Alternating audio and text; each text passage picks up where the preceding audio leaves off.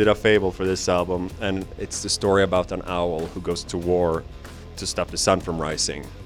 Basically, she's a nocturnal predator, and in her world, as far as she knows and remembers, there's only ever been night. And she rules the night sky. But this particular night, as this story of this album takes place, an eagle comes and proclaims that the sun is about to rise, your rule will end and my kingdom will come, so you need to step aside. And she refuses to accept this and goes to war. Goes to war to stop the sun from rising, which is of course impossible, because you can't stop the sun from rising. That's not how it works. You cannot stop time. That's not how it works. What we kind of did is that we took the idea of what a fable is, where each animal represents a certain trait, personality, idea, or whatever, and started.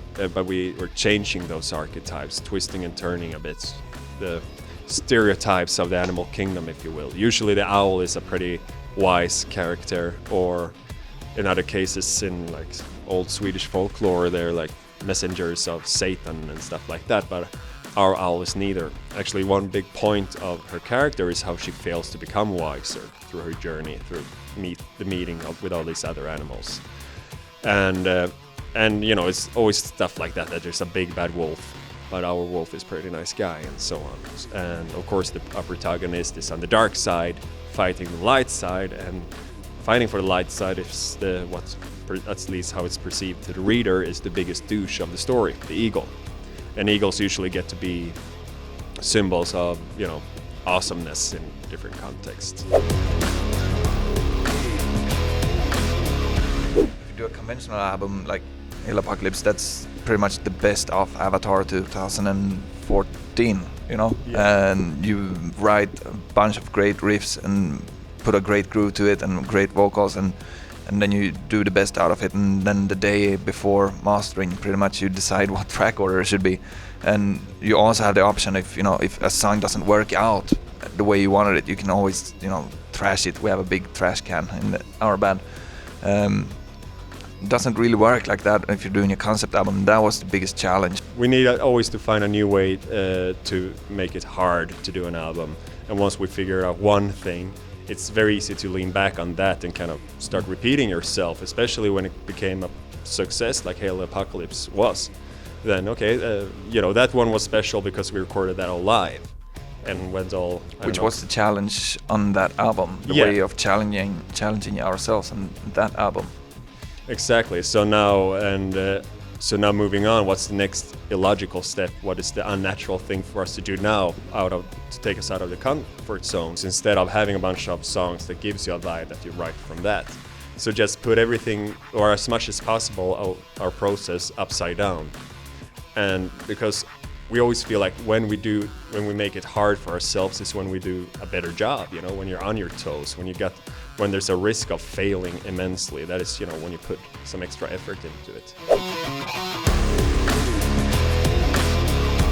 We've been working with the same guy, Tobias Lindell, for the 2 previous albums, and he's amazing. But we just felt that we needed to do something to renew and challenge ourselves. Change for the sake of changing Yeah. is important to us. Yeah, and you can't really change the singer, No one quit, no one got fired. No, so we just made a decision that we wanted to try another producer. So first we started out with, having our management look up different producers, and all these radio people big came and in mighty there, names, well, as a platinum records. But once you speak to them, it's not just, we just didn't feel that connection. It was a business meeting. It was never a talk between artists. When you start discussing terms or how they work and stuff, and usually if they had many of those who have had great successes in the past are kind of locked in, like, this is my established method and this is the mold you will be put in, is that we're kind of looking for someone to meet halfway with. And I mean, Sylvia's resume is amazing and blows most other people out of the water, but still she's so interested in the next thing. She truly does this out of love for music, and she was all over the idea of a concept album immediately, and immediately showed us paintings that she had made while recording other artists. And she's a true artist in the producer's chair. Here's the thing, she's like as she describes it and explains it, there are usually 3 different types of producers. There's the one with the engineering background that then kind of is in the studio and grows into the role of producing. And then you have those with a musician's background. I don't know if someone would, for whatever reason, pay him to go in there and produce now, And then you have, I don't remember what she called it, but basically the artsy-fartsy style. And those are all, great angles on how to approach production. And she's all 3, basically. Her understanding of music theory, arrangements, all these things that is great to have when you sit there and have a talk about how many bars of this do we need. She's right there, and as an engineer, she's a sorceress, and especially for people like us who don't know anything about that world. I don't go close to that desk.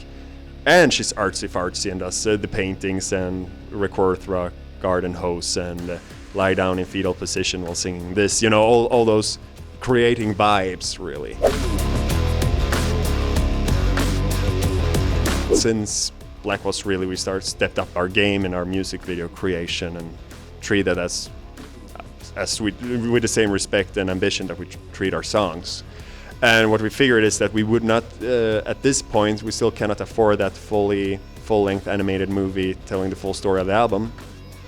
So basically the music videos that are coming now takes the individual theme of each song and finds a new way of telling that story or that idea.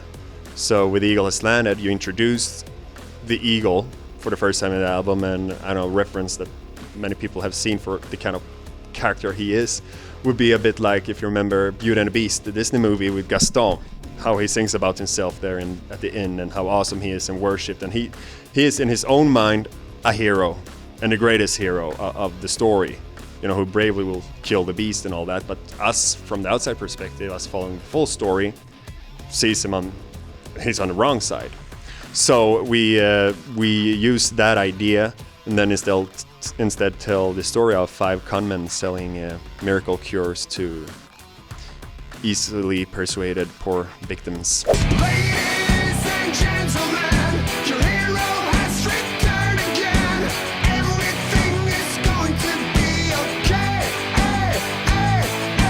Ladies and gentlemen, your shepherd and your very best friend. Bow your head, the ladies sing to stay.